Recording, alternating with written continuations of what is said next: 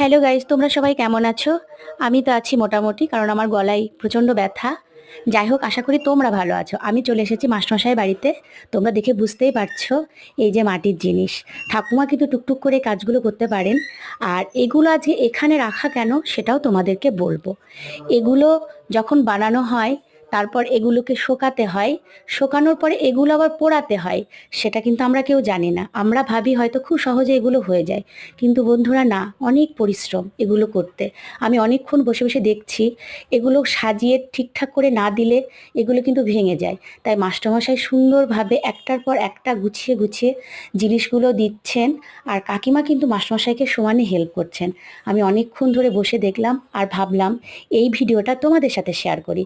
যদি ভালো লাগে তাহলে একটা অবশ্যই লাইক করে দিও।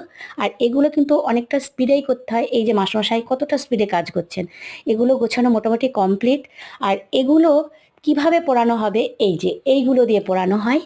যাই হোক, তোমাদের যদি ভালো লাগে অবশ্যই একটা লাইক করে দিও আর চ্যানেলটা সাবস্ক্রাইব করে দিও। আর এর উপরে কিন্তু একটা রান্না বসানো হয়েছে, সেটা কি রান্না যদি বলতে পারো তাহলে তোমাদের জন্য একটা গিফট থাকবে।